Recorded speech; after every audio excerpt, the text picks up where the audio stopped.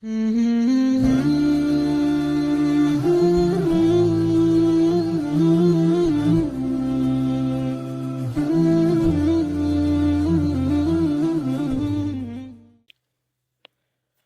we arrive at one of the most profound and illuminating sections of chapter 2, a section that traces what Amir-Moezzi beautifully calls the voyage of the light through human history. Welcome back to our continuing journey through his groundbreaking work, The Divine Guide in Early Shi'ism. In our previous episodes, we have covered extensive ground. We explored the primordial existence of the 14 impackables, those luminous entities who existed as silhouettes of light revolving around the divine throne before the creation of the material world. We discussed the mother of the book, that immaterial place where God drew forth from his own light the dual ray of prophecy and imamat. We examined the world of shadows and the world of particles, where the pre-existential entities of prophets, angels, and believers were formed. We detailed the sacred pre-temporal pact, the mithaq, where oaths of worship and walaya were sworn. And we explored the primordial initiation, where the luminous entities of the impackables taught the sacred sciences to the other shadows. But all of that cosmogonic drama occurred in worlds before our world, in realms of pure light and subtle substance. Today, we cross a threshold.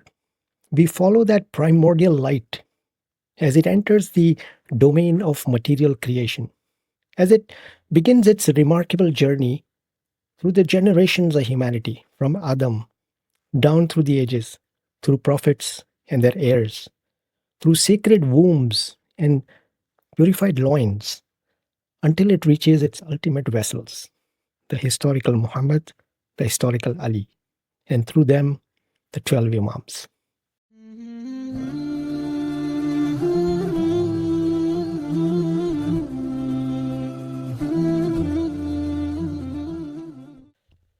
Let us begin where Amir-Moezzi begins, with a remarkable tradition from the Holy Prophet himself. The Prophet said, "We were silhouettes of light until God wanted us to create our form. He transformed us into a column of light and hurled us into Adam's loins. Then he made us to be transmitted through the loins of fathers and the wombs of mothers without ever being touched by the filth of polytheism or any adultery due to..." Pay careful attention to the language here. The Prophet speaks in the first person plural. We were silhouettes of light. This is not merely Prophet Muhammad speaking of himself. This is the unified light of prophecy and imamat speaking through him. That primordial light, which we discussed in previous episodes, which existed in the mother of the book, which took form in the first world of particles, that light now enters the material realm. And how does it enter? It is hurled into Adam's loins. This is dramatic, cosmically significant imagery. The light that preceded all creation, that taught the angels themselves how to praise God, now takes up residence in the physical substance of the first human being. Adam becomes, in a profound sense, the first vessel of this sacred light in the material world. The tradition continues with a crucial detail. The light was transmitted through the loins of fathers and the wombs of mothers without ever being touched by the filth of polytheism or any adultery due to infidelity. This purity of transmission is not incidental. It is doctrinally essential. The channels through which the light travels must themselves be pure. Every ancestor in the chain, whether or not they were prophets, were in fact purified vessels chosen specifically for this sacred task. Now we come to the pivotal moment in this transmission, the division of the light at Abdul Muttalib. The tradition states, when he had us reach the loins of Abdul Muttalib, he divided the light in two and placed half in the loins of Abdullah and the other half in the loins of Abu Talib. Amina received in her breast the half that was for me, and she brought me into the world. Likewise, Fatima, the daughter of Asad, received in her breast the half that was for Ali and brought him into the world. This is extraordinary. For thousands of years, from Adam onwards, the light remained unified, a single column traveling through humanity.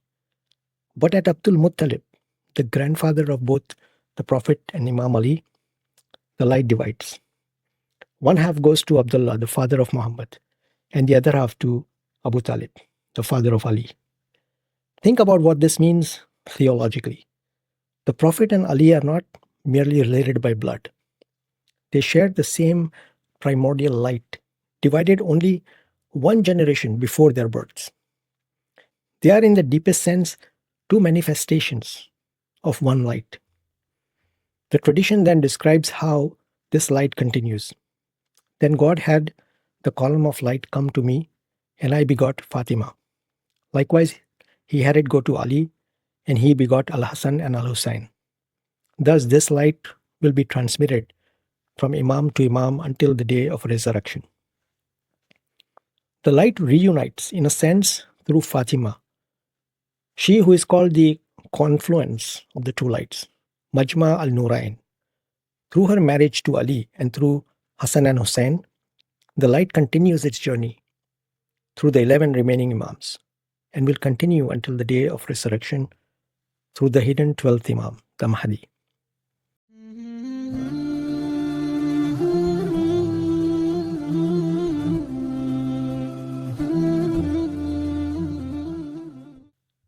Amir-Moezzi makes an observation that deserves careful attention. He notes that traditions about the transmission of light suggest two channels, one physical and one spiritual. The physical transmission occurs through what the traditions explicitly call loins and wombs, through the seminal substance itself. The light is not merely a spiritual quality inherited through teaching or appointment. It is physically present in the very bodies of those who carry it. This is why the tradition speaks of the light adorning the body and particularly the forehead of the individual that conveys it with a supernatural brilliance. But there is also a spiritual transmission. Amir-Moezzi notes this transmission also takes place, this time by a spiritual route, along the initiatory chain of the prophets and their heirs, through the Wasi, plural Wasiyya, the Imams, the successors of the prophets. Now, this is a crucial distinction and one that reveals the sophistication of early Imamite thought. The physical transmission occurs through biological lineage from father to son, but the spiritual transmission occurs through initiation from prophet to his designated Imam, from Imam to Imam. These two channels are not identical. As Amir-Moezzi will show, they produce two different genealogies. And understanding these two genealogies is essential for understanding the Imamite worldview. For Sunnis, the ancestral light is purely prophetic. For Imamites, it is the dual light of prophecy and Imamat, united until Muhammad and Ali's generation. This reflects the fundamental Imamite doctrine that prophecy and Imamat are two aspects of one truth, the Zahir and the Batin, respectively, and cannot be separated.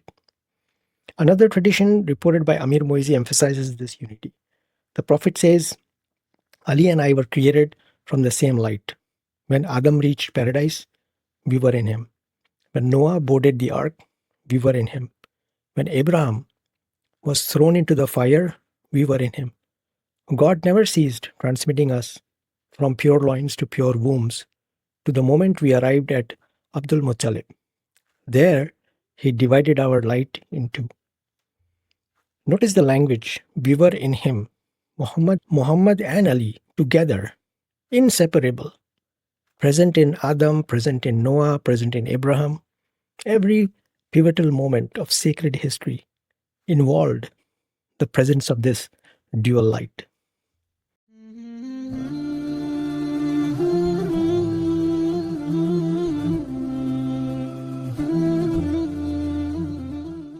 Now, here's where Amir-Moezzi makes a crucial scholarly contribution, one that demonstrates the sophistication of early Shia thought. He shows us that Imamite tradition actually recognizes two distinct genealogies for the prophets and the Imams. And here is a picture that can help us better understand this. The first genealogy is what he calls natural ascendance, the biological lineage. This is the familiar chain. Muhammad, son of Abdullah, son of Abdul Muttalib, son of Hashim, and so on, going back through the Arab tribes to Adnan, then to Ismail, and to Ibrahim, and ultimately to Adam. Amir-Moezzi notes that this genealogy corresponds basically with some variations in surnames to the classical Sunni genealogies of the Prophet. But then there is a second genealogy, what Amir-Moezzi calls the spiritual ascendance. And this is distinctly, characteristically Shi'i. This is the uninterrupted chain of prophets and the Imams, their appointed heirs, their Wasiyyun, extending from Adam all the way to Muhammad and Ali. Let me read you this chain because it's important. Adam, Seth, Canaan, and then through various figures to Enoch, who is Idris, to Noah, to Shem, through other figures to Abraham, Ismail, Isaac, Jacob, Joseph, Moses, Joshua, David, Solomon, Asaph, Ibn Barakiah, Zachary, Jesus, Simon, John, and then to Muhammad and Ali and the 11 Imams. What's the significance of this dual genealogy? Amir-Moezzi explains it brilliantly. These two genealogies represent the Zahir and the Batin, the exoteric and the esoteric of the transmission of prophetic and imamic light. The natural genealogy is the Zahir, it's the apparent, physical transmission that occurs through biological generation, through the seminal substance. The light literally travels in the seed from father to son through the physical act of procreation. This is why the traditions speak of loins and wombs. This is embodied material transmission. But the spiritual genealogy is the batin. It's the hidden esoteric transmission that occurs through initiation, through the passing of sacred knowledge from prophet to his designated heir, from imam to his successor. This is spiritual transmission, the transfer of ilm, of sacred knowledge and authority. And here's the beautiful thing. Both are real. Both are necessary. The physical transmission ensures the bodily purity and the noble lineage.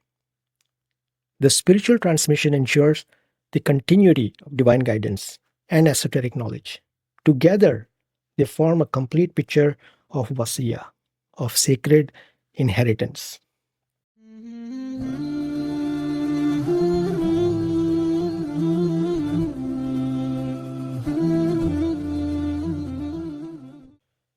Now I want to focus on something that Amir-Moezzi discusses that's particularly important for understanding how early Shia thought developed its own technical vocabulary.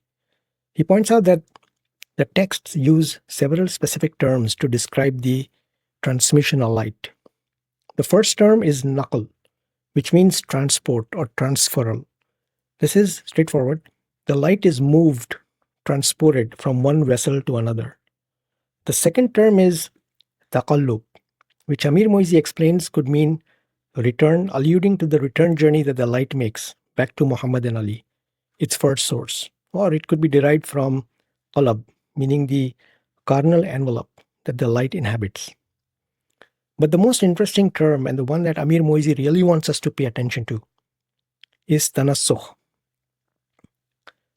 Now, this word is actually translated as Metempsychosis, the transmigration of souls, when discussing certain Islamic transmigrationist movements.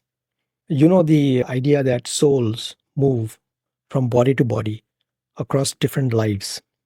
But Amir-Moezzi makes a crucial distinction here. In the context of the Imamite doctrine about the transmission of the prophetic imamic light, Tanaasukh should not be translated as metempsychosis, but rather as metemphotosis, literally the displacement of light. This is not about souls moving from body to body. This is about light, the primordial divine light that is the essence of prophecy and imamat, moving through the generations. It's a completely different concept. The light of prophecy and imamat is not a human soul migrating from body to body.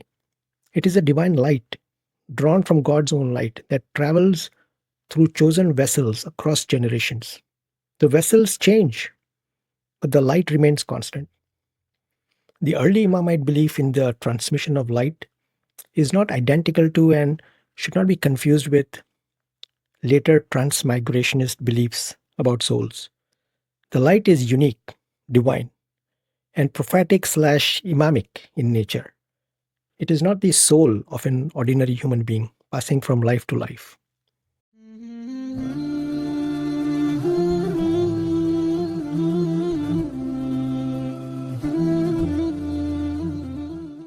Amir-Moezzi quotes a remarkable tradition where the Prophet declares, I am the master of the prophets.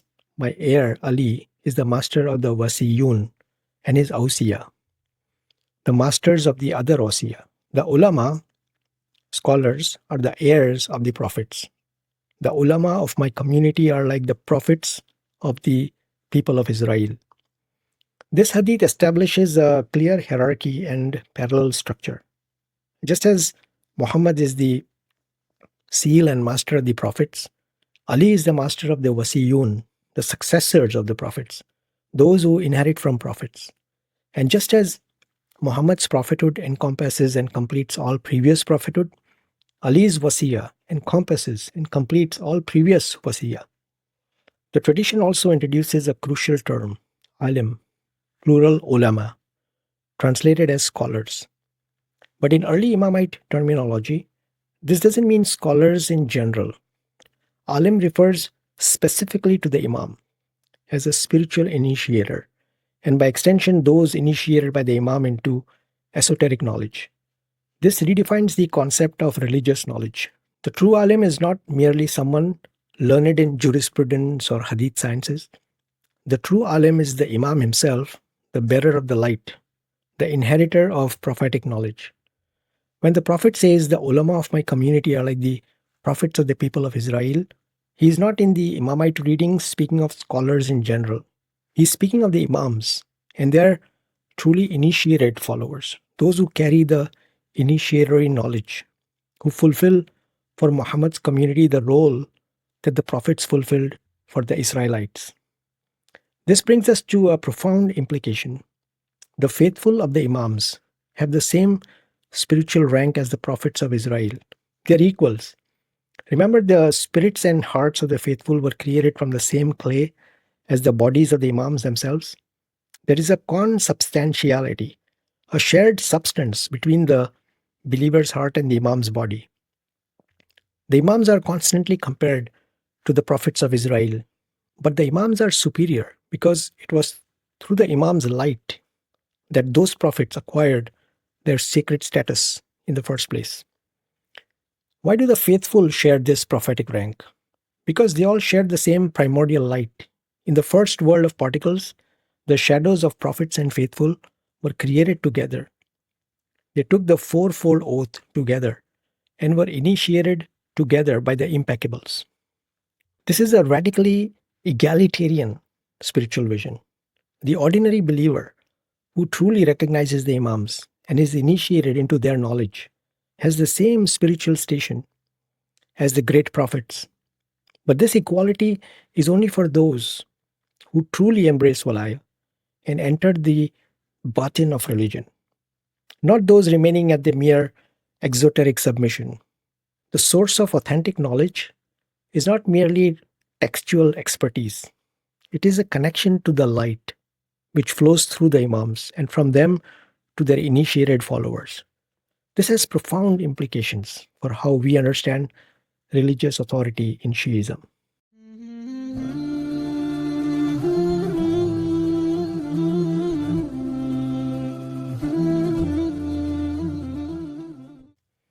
Now we come to what I think is one of the most important contributions of Amir-Moezzi's entire work, where he presents a crucial methodological critique of how Western scholars have studied Wasiyya, the designation of the successors in Shi'ism.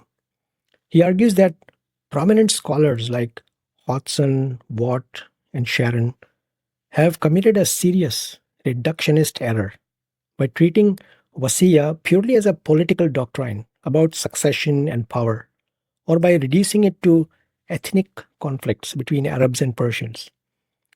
Some scholars see superficial similarities between Shia concepts and other religious traditions and immediately conclude there was a direct influence, without recognizing that similar forms can have entirely different theological contents. Amir-Moezzi insists that while Wasiyya certainly has political implications, after all, believing in divinely appointed heirs naturally affects questions of leadership. These are merely consequences, side effects, not the essence of the doctrine. The core of Wasiyya is fundamentally theological and cosmological, rooted in what he identifies as two foundational axioms of Imamism.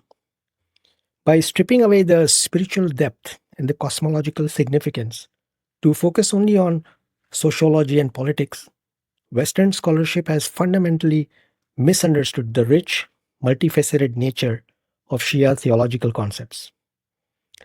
This critique extends beyond just Wasiyya to reveal a broader problem in how Western scholars approach Islamic doctrines in general: the tendency to reduce complex theological ideas to mere political power struggles or ethnic tensions, rather than engaging seriously with the religious and metaphysical dimensions. The essence of the doctrine is theological and cosmological. It's rooted in what Amir-Moezzi calls two axioms of Imamism.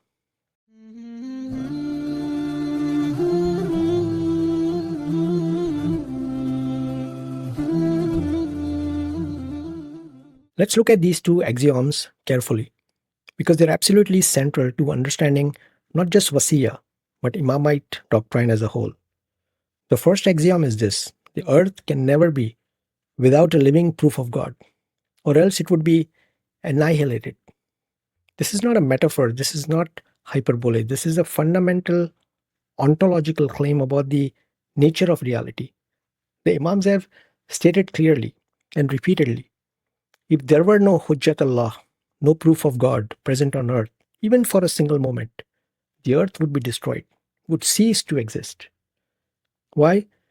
Because the Hujjatullah is the link between heaven and earth, between the divine realm and the material world. The Hujjah is the channel through which divine blessings, divine knowledge, divine guidance flow into the world. Remove that channel, sever that connection, and the world loses its reason for existence, its very ontological foundation. This is why the chain of Imamat must never be unbroken. From Adam to the 12th Imam, there has never been a moment when the earth lacked a Hujjatullah. Even now, in the period of Ghaiba, the occultation, the 12th Imam is present, hidden but present. He is the proof of God, Hujjatullah, in this age, and he will remain so until the end of this cycle of humanity. So the doctrine of Wasiyya, the uninterrupted chain of appointed heirs, is not primarily about political succession. It's about cosmic necessity. It's about the very survival and coherence of the created order. The second axiom is this: all reality is composed of a zahir, an apparent, exoteric aspect, and a batin, a hidden esoteric aspect. This is the fundamental hermeneutical principle of Shia thought. Everything has two faces, two dimensions. The Quran has a zahir and a batin. Prophecy has a zahir, law giving, and a batin, spiritual initiation. Religion has a zahir, a sharia, the exoteric law, and a batin, the esoteric truth. And so, naturally, the transmission of the prophetic-imamic legacy also has a zahir and a batin. The zahir is the natural genealogy, the biological transmission through the seminal substance, through the loins and wombs. This is the apparent external aspect that anyone can verify through lineage records. The batin is the spiritual genealogy, the transmission through initiation, through the passing of sacred knowledge from one divinely appointed guide to his successor. This is the hidden, internal aspect that requires spiritual insight to perceive. Both are real, both are necessary. You cannot have one without the other. The physical purity of the lineage is necessary to ensure that the light is transmitted through pure vessels. But the spiritual transmission is necessary to ensure that the knowledge, the authority, the initiatory power is properly conveyed. This is why the Imamite tradition insists that every prophet had an appointed heir, a Wasi, who was his Imam. Moses had Joshua, Jesus had Simon, and Muhammad had Ali. This is not an innovation, this is the way divine guidance has always worked from the very beginning.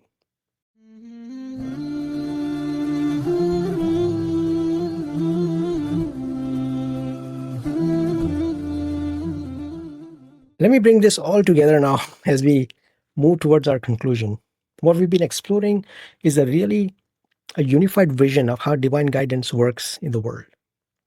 From before creation, God established the reality of guidance by creating the light of Muhammad and Ali, the first to know, worship, and proclaim his unity.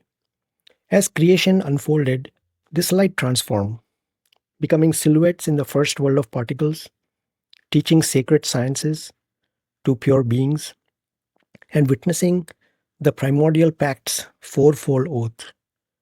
When material creation occurred and Adam was formed, this light entered human history, traveling through generations via pure lineages and the spiritual chain of prophets and their heirs. The light accompanied every prophet: Noah, Abraham, Moses, Jesus. These prophets derived their very prophetic status from carrying Muhammad and Ali's light. Without it, they would have had no prophetic mission. This explains why Imams claim superiority over all previous prophets except Muhammad. Those prophets were manifestations of the light that reaches its fullest expression in Muhammad and the 12 Imams. The doctrine of Wasiyya thus becomes central, not merely about political succession, but about the entire structure of divine guidance, from history's beginning to its end. The earth cannot exist without a proof of God. This proof has existed in an unbroken chain from Adam to the 12th Imam, sometimes as prophet, sometimes as an appointed heir. The chain's continuity is a cosmic necessity. Its rupture would mean cosmic collapse. This profound theological vision in early Imamite sources is what modern scholarship's reductionist political interpretations completely miss.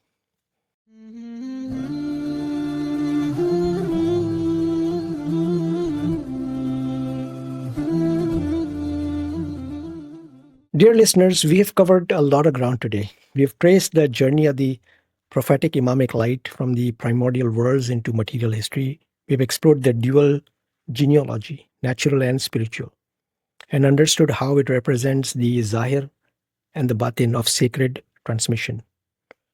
What Amir-Moezzi is showing us through his meticulous scholarship is that early Shi'ism had a rich, sophisticated, coherent, cosmological and theological vision.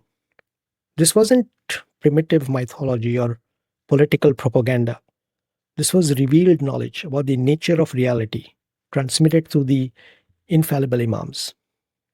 Our job as students of this tradition is to receive this knowledge with humility and reverence, to study it deeply, to understand it on its own terms, not to rationalize it away or reduce it to categories borrowed from other intellectual traditions. In our next episode, we will continue our journey to Amir-Moezzi's work, exploring further dimensions of Imamite doctrine. But for now, I hope this discussion of the Voyage of Light has given you a deeper appreciation for the sophistication and depth of early Shia thought. Until next time, may we be guided by the light of the 14 impeccables. Peace be upon them all. Ma'as salam.